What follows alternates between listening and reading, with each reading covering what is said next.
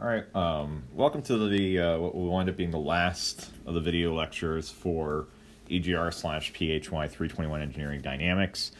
Today what we're going to plan to cover is we're going to do a review. I'm going to do problems from 18.1 and 18.2, Chapter 18, which should be a study or help you along for your homework, which is due tomorrow, right? So the homework for Chapter 18 is due on the 2nd of May. So make sure to get that completed. Another reminder from the last classes is that the final exam will be posted on D2L/Connect. What there'll be 2 attempts of CLO 13. I'll grade the highest, or I'll put your grade in for the highest. So if you want to try both of them, that's up to you. And then I'll also post 1 attempt for each of the CLOs from 7 through 12. So if you want to or redo one of those in the past, you'll have the opportunity to do that as well. Only take the ones that you think you need. I'm not intending for you to do all of them, but they should be available throughout the day with a 60-minute time limit per CLO. When you get done, you make sure to scan all of your work and post it to what will wind up going up as the D2L Dropbox for that exam. Also, something I neglected to mention last class, but it should be something important that you should be able to take care of today. I would like you to complete the student evaluations, and if you do so, I will give you extra credit on your CLO 13. So I'll just give a few points for the extra credit there. And it won't reflect on D2L, I'll just, because it's graded through the Connect system, but I'll just post that on the end. So please make sure to conduct your student evaluations on MySFA and give your feedback on the course. Looking ahead, like I had mentioned, today is the May 1st, right? And so the exam will be on May 4th as posted. If you have any questions, please let me know, and I'll try to address them as soon as possible. We can set up a Zoom session if you need any help, so please make sure to do that. All right, so let's go through some example problems from Chapter 18, and these are problems from the textbook, so if you want to follow along and grab the textbook, you're more than welcome to do that.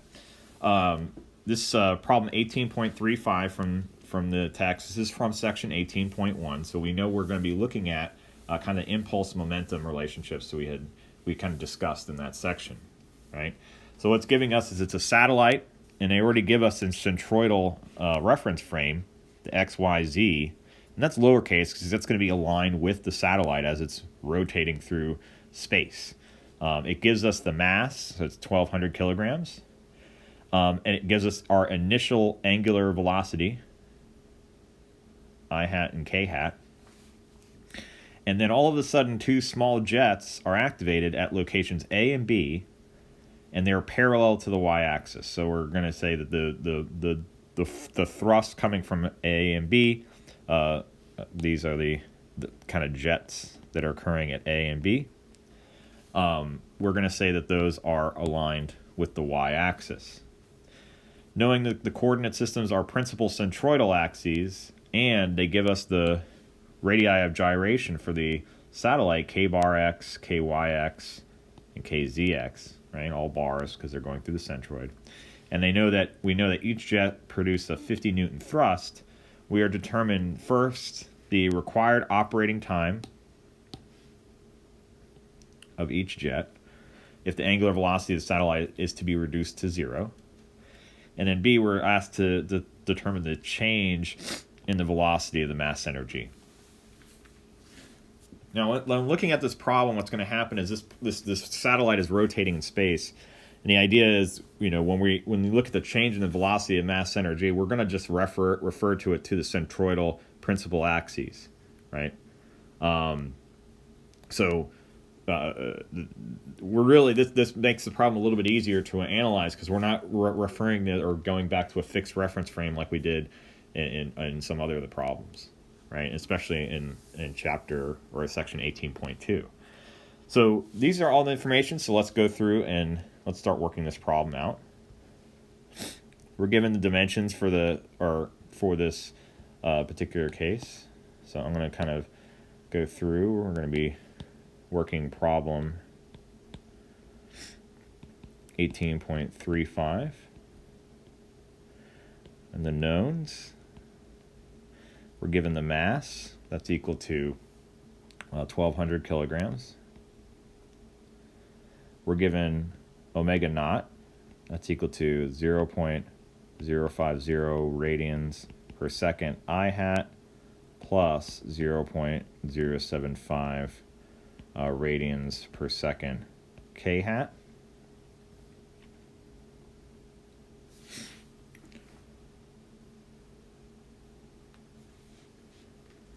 And then we have the force from the thrust, we'll say, is 50 newtons. And we're given k hat x is equal to 1.120 meters, which if we wanted to find the I bar x, that would just be m multiplied by k hat x squared. And if you plug in the numbers for that, that's 1200 multiplied by 1.120 squared. That should equal about 1505 kilogram meters squared. Our k hat y is equal to 1.200 meters. And that would mean my I bar y is equal to the mass ky squared. And that would be equal to 1728 kilogram meters squared. And then the k hat z is equal to 0.900 meters. And that would ultimately give us an I bar z, which is equal to m k bar z squared. That's equal to 972 kilogram meter squared. So those are, I put those in the known section because that's ultimately what they're giving us, right? So this is something that either by geometry or whatever, that's why we use the radii of gyration, because it kind of helps us to easily determine the I bars for this case. And since we're working with the principal centroidal axes, we don't really care about the IXY or IYZ or any of those other products of inertia, because those terms will all drop out to being unnecessary, right? All right, and let's see. Is there anything else we kind of know? I don't see anything specifically. I guess what we could say for the along y-axis. All right, so our unknowns for part A, we're asked to find the required time. So, considering we're working with momentum, it's going to be a delta t. And then part B is asking for the change in the velocity of the mass center g. So we're looking for like a delta v bar.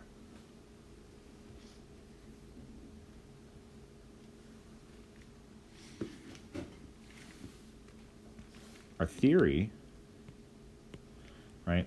Remember, the theory for this section 18.1 kind of generally states is there's a system momenta for state 1 plus any system external impulse from 1 to 2 should equal the system momenta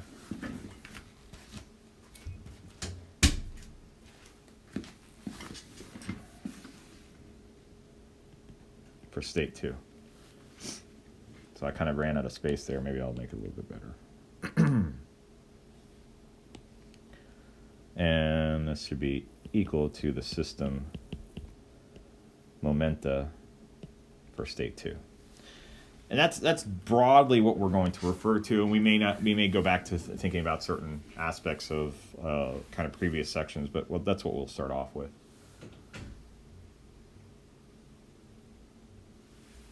All right, so let's look at the solution. So thinking about this, since we know we're going to have to apply this impulse-momentum relationship, we'll have to start off with the body itself, right? And its axes. So if we have satellite,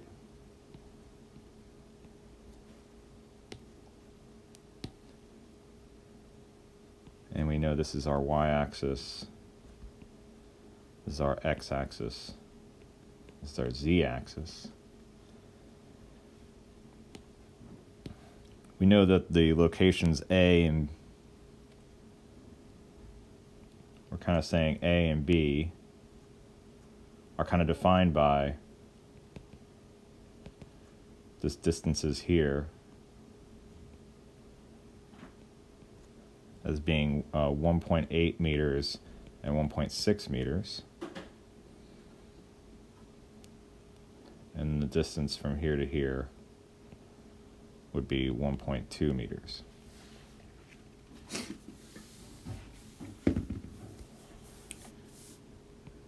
This is location G, that's A, this is B.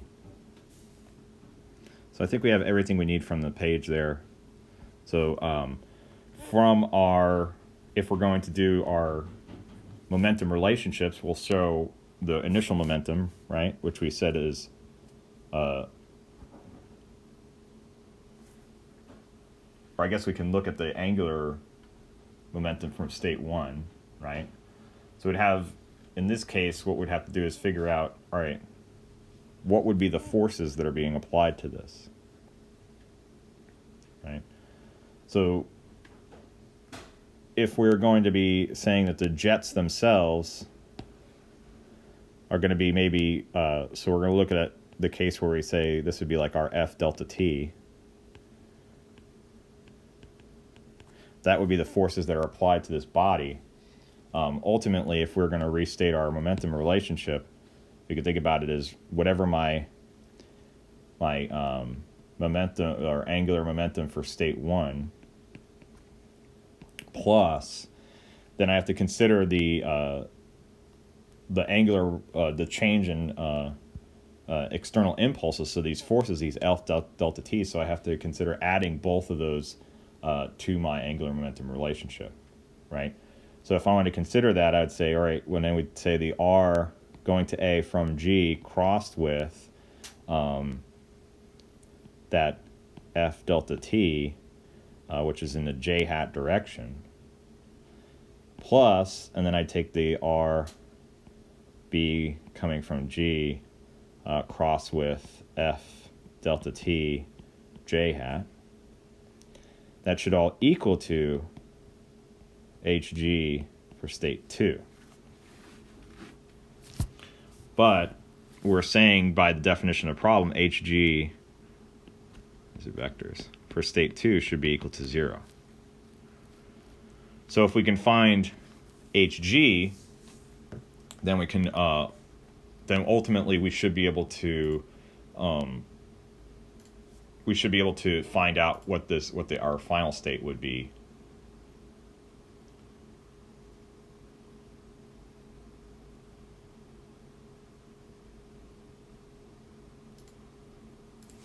For our system momentum. And then ultimately, when we carry this whole relationship out, the only unknown should hopefully be the delta T's. Right? So let's do that. Let's find out what our HG for state 1, right? That should be equal to, now we go through and say, all right, since we know the product of inertia drop out, then it should only be dependent on the principal axis. So we know it's I bar X, and then this should be multiplied by omega naught in the X direction, and that would be my I hat, plus I bar Y, this would be omega naught in the Y direction, I hat, and then plus I bar Z, and that would be omega naught in the Z direction, K hat. Now keep in mind that I hat, J hat, and K hat. I accidentally put I hat here. Sorry about that. That should be J hat. Keep in mind that I hat, J hat, and K hat are all aligned with those centroidal axes, right?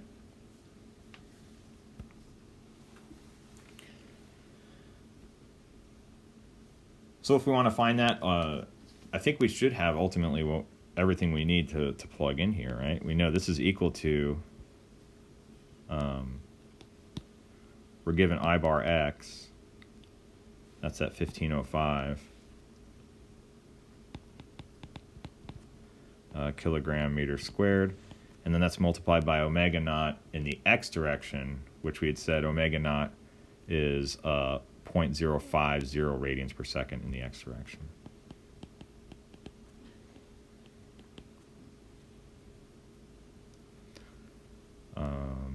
Yes, and I think that should be good there. And that'll be I hat plus I bar Y, which is 1728 kilogram meters squared.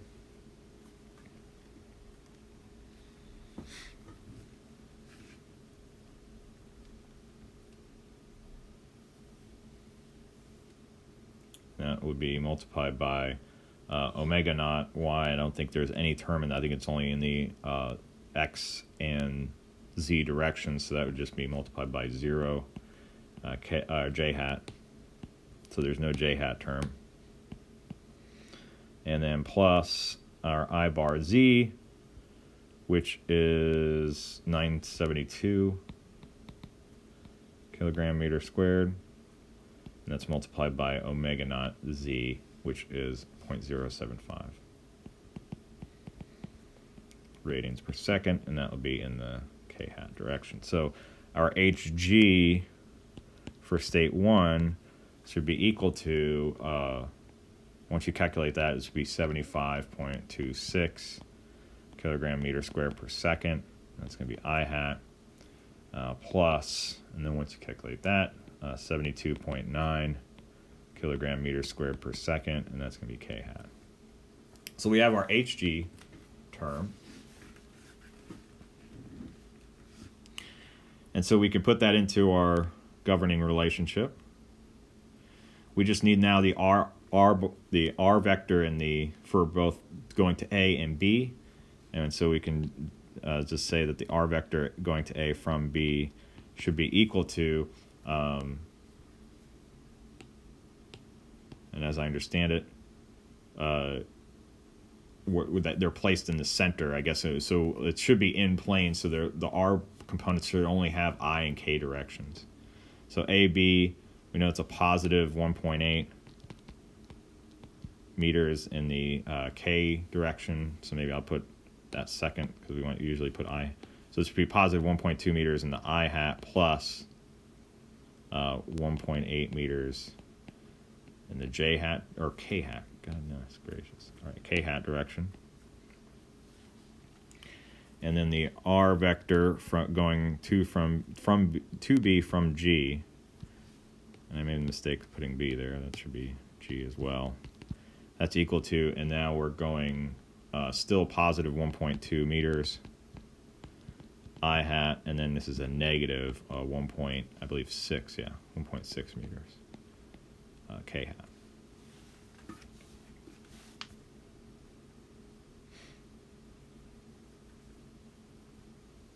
Okay, all right. So what this will give us is it gives us a vector relationship. We can put this into our problem here, right? So if we have Hg1, that is the 75.26 kilogram meter squared per second, I hat plus 72.9 kilogram meter second or meter squared per second, k hat. That's my Hg1 plus. Then we'd say the r a going to A from G. That would be my 1.2 meter I hat plus 1.8 meter k hat cross with, and then the force impulse. So that'd be the F delta T, and that's j hat. And then plus the 1.2 meter I hat minus 1.6 meter k hat cross with F delta T j hat.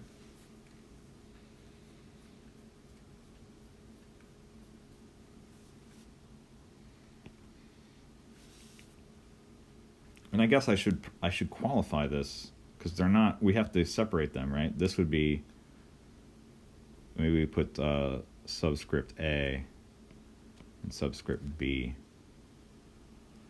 So let's pick this subscript A and subscript B because they might be different, right? They may have to be different directions. We're kind of assuming the total force is going to be 50 newtons, but It's really the direction here that matter, and the times are going to be different, right?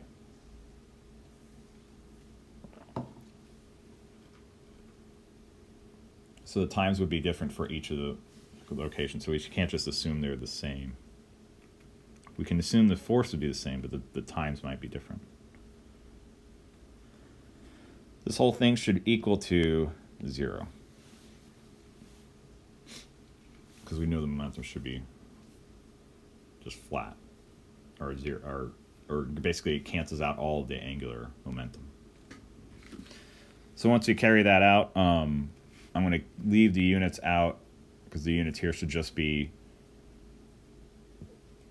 kilograms meters squared per second. So I'll leave the units out, so we have just 75.26 I hat plus 72.9 K hat.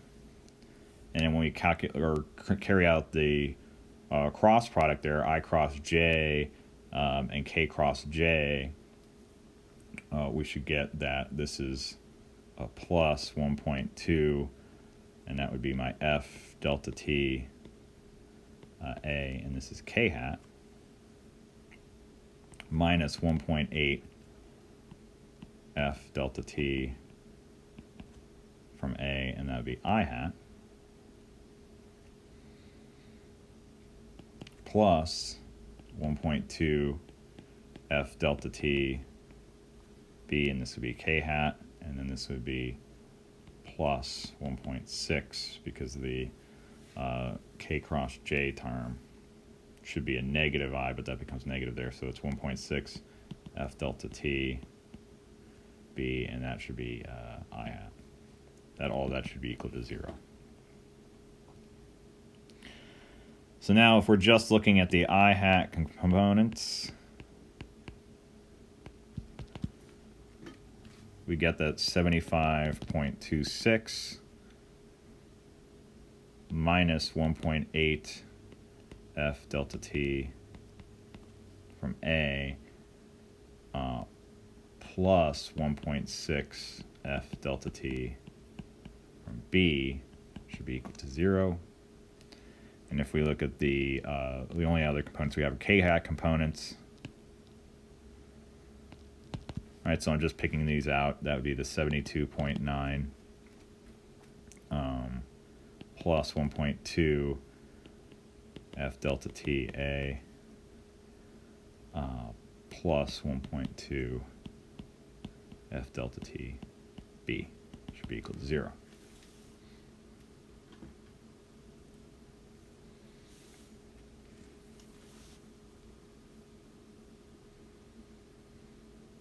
All right. So you should be able to solve this simultaneously. And once you do that, you get that the F delta T for A should be equal to negative 6.452. And this is going to wind up being Newton seconds. And then the F delta T B should be equal to negative 54.298 Newton seconds. And so these negative values suggest that the directions we had chosen originally are incorrect. So we understand that the force should be equal to negative 50 newtons, and that would be in the J hat direction, right? If we were to consider these forces. So in order to get that, we would then just find that the delta TA should just be equal to the F delta TA divided by my F, and that winds up becoming equal to 0.1290 seconds, and that's my answer. And then the delta T B should be equal to the F delta T B divided by F, and that's equal to 1.086 seconds.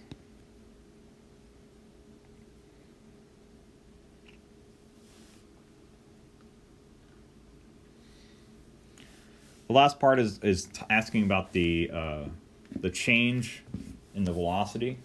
So what we can do is if we apply linear momentum, right, for this problem, what we wind up getting is that initially there is no velocity that's prescribed in any of the directions. The only thing that we have affecting linear momentum will be the f delta t's.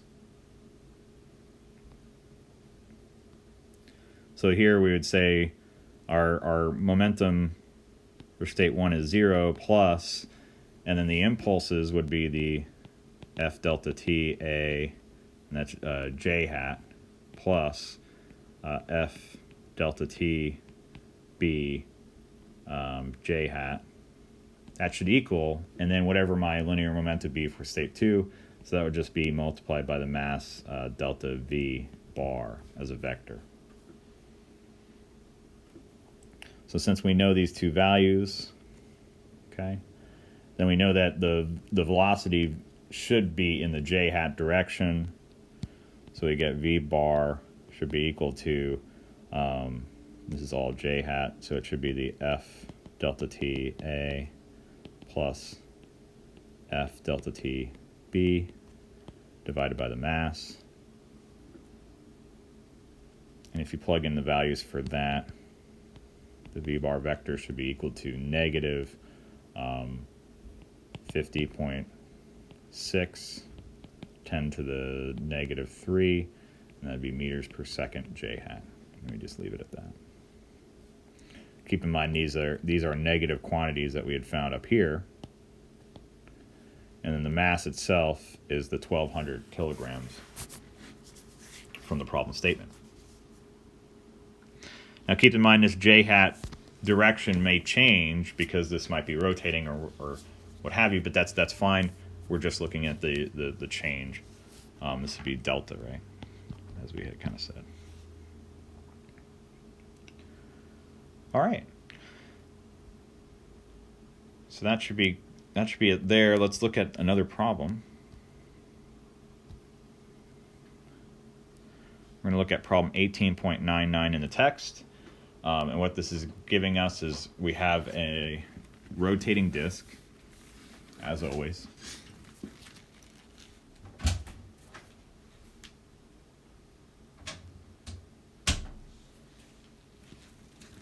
A lot of these problems involve rotating disks.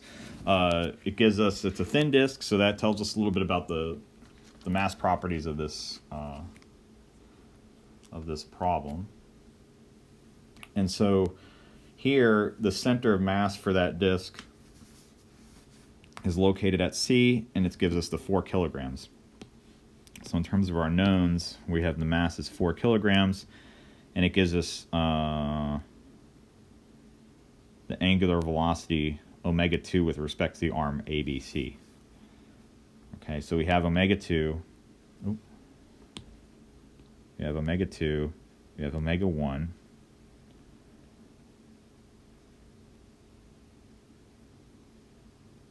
Right, so omega 1 is spinning. Okay, so omega 2 is the spinning of disk on this kind of platform here. And I suppose we're meant to ignore the mass of the arm ABC. And we give these constant angular velocities. And then we're asked to determine the force couple system representing the dynamic reaction at support A. So at this instant in time, there will be forces that are kind of keeping this in check, so to speak, right?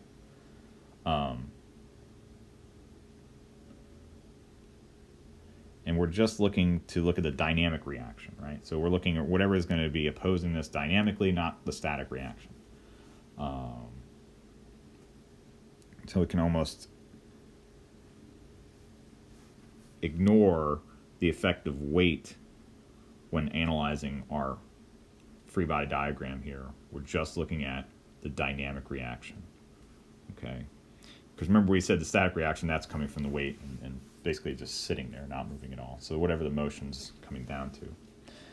I think that's about it for our knowns and unknowns. So let's start writing out this stuff. So we say sample, problem. Oh, it's not really sample, it's just a problem. Problem 18.99. And we have the knowns. We know that the mass is equal to 4 kilograms.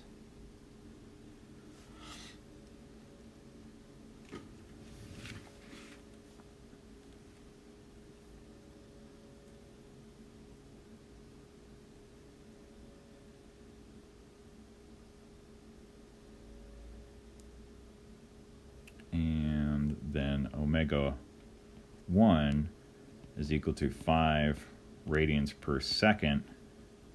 And that omega 1 is acting in the y direction, so we'll call that j hat. And then omega 2 is equal to 15 radians per second. And that is going in the positive z direction, so that's k hat. So if we want to define omega, we're just define omega as a vector. That's equal to 5 radians per second, j hat plus 15 radians per second, k hat.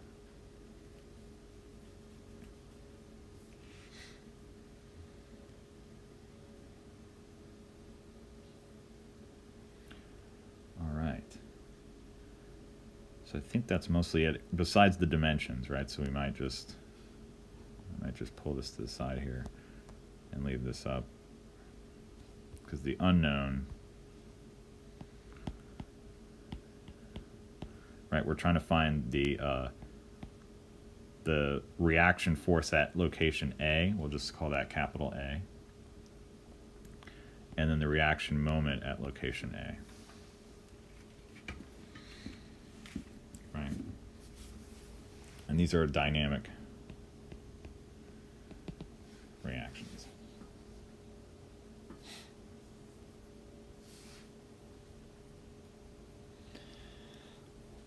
So let's, before we get to, we're obviously going to have some terms for our moment of inertia. So here what we could probably do is define our our centroidal axes, right, going through the mass-centered C, right? So this would be like my y prime, my x prime, my z prime. Right, they're parallel to the axes, but these principal axes are acting through the mass center C.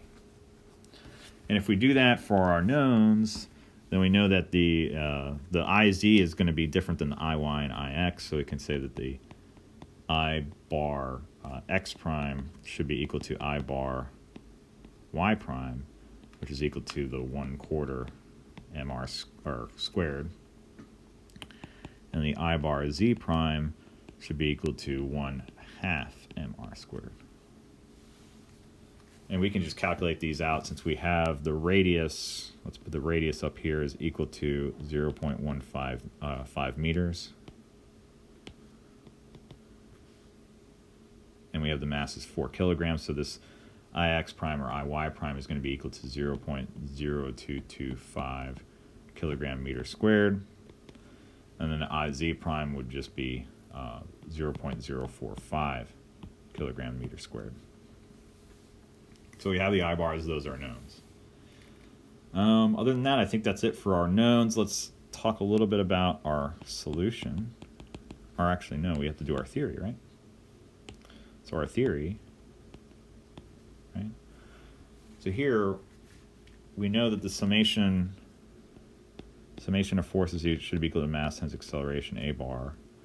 And then the summation of moments about here, we're going to probably choose about point A, right? That should be equal to, and as we're calculating our summation of moments here, we'll have to consider that this should be the H dot C plus whatever the acceleration of C, right? So there would be have the RCA cross with mass times acceleration, A bar C, right?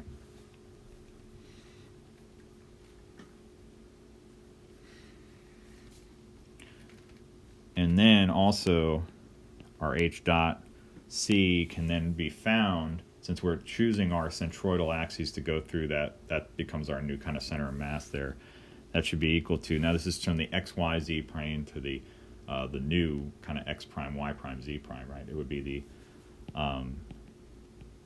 H dot C from the origin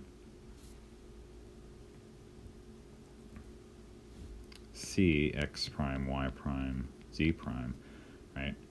And that would be plus the omega vector cross with HC.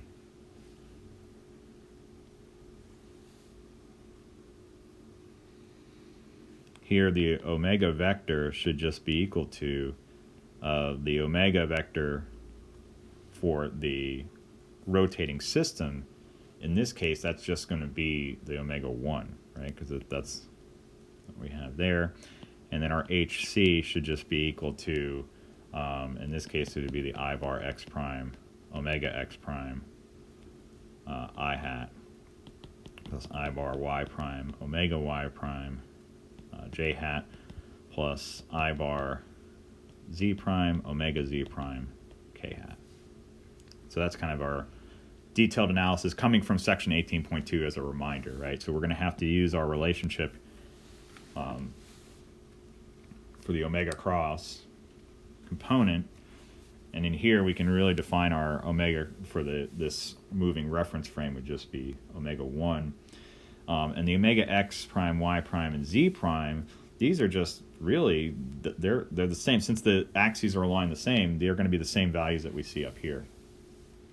Right? This would be like my omega y prime, and this would be my omega z prime. So let's go through our solution.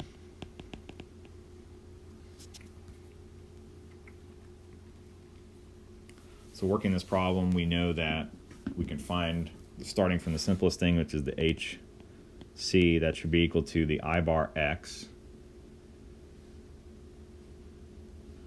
right? But the this term here becomes 0, right?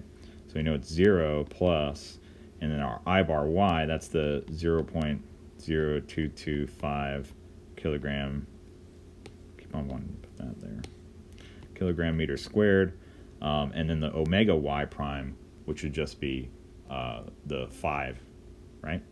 Yep, 5 radians per second. And then that's the j hat term, and then we plus the I bar z, which is the 0.045, and that would be kilogram meter squared multiplied by, and this would be the 15 radians per second, and that's k hat. So my HC should be equal to, once you calculate this, it should be 0.1125 kilogram meters squared per second, j hat, plus 0.6750. That's kilogram meter squared per second, k hat. So we have HC.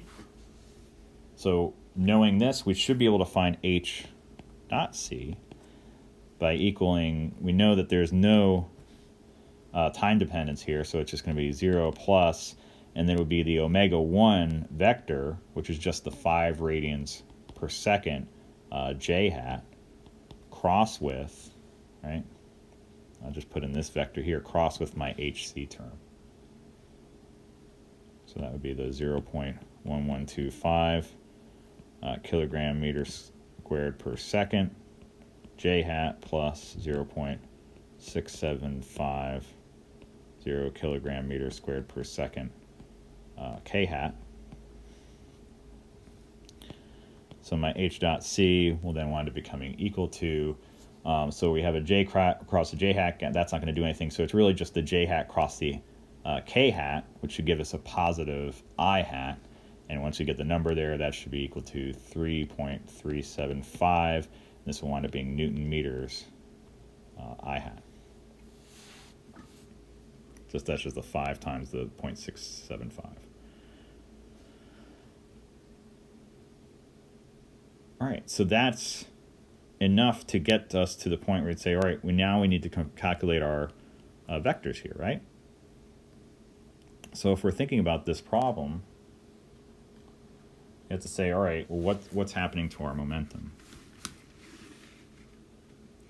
Well, let's think about the acceleration. The acceleration of the disk really just comes from the fact that, let's maybe put it this way. So let's put our axes here. Okay. And then we have the disk that's kind of along that point there, and then we're kind of considering the arm that's coming along here, right? So this is my y, x, and z. And so we think about the forces that are acting in this. This would be like my free body diagram. And then this should be equal to my kinetic diagram. So if I just copy this over.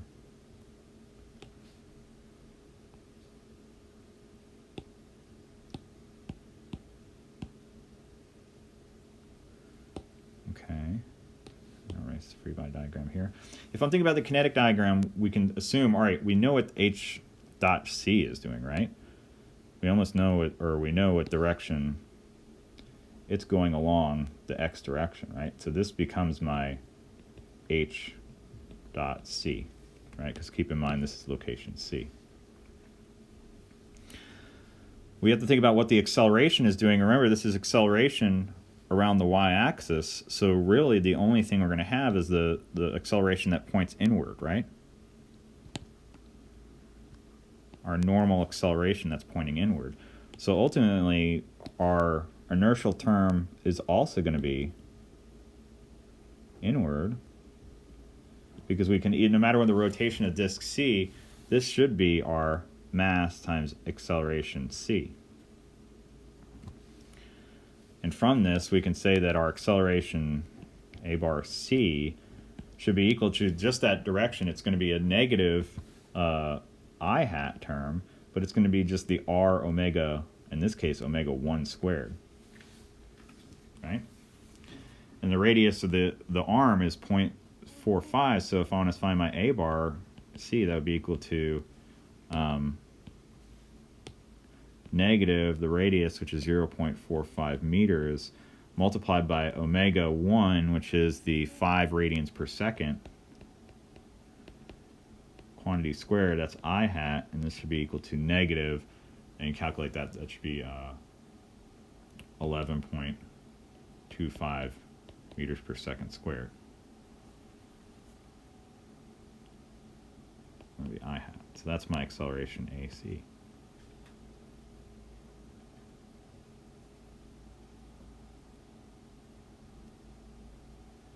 So if I know my acceleration AC, that means I should be able to calculate the other two. My linear momentum is going to be the summation of forces as a vector are equal to the mass times acceleration, right?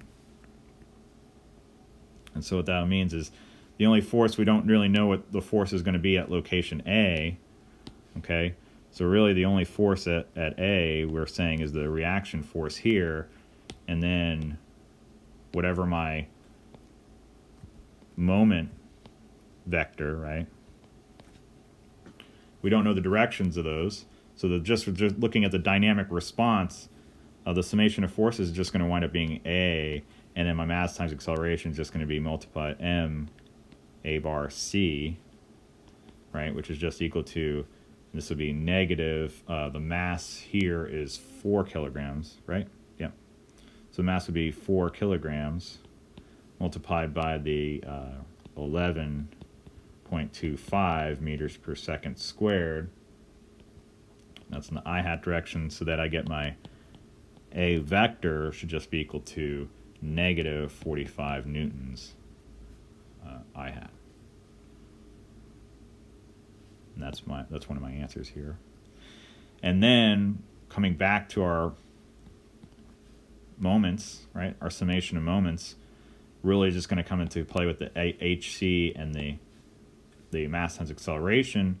We'd say the summation of moments about A should be equal to the r center of mass for this disk from location A crossed with m A bar C plus, and this would be the H dot C. So once we sum all the moments, we only have the one moment vector. We'll just say the moment vector MA should be equal to, now we have to do the RC, so that's going to be 0.45 meters I hat plus 0.225 meters, and that would be J hat, and that's crossed with my negative 11.25 meters per second squared I hat,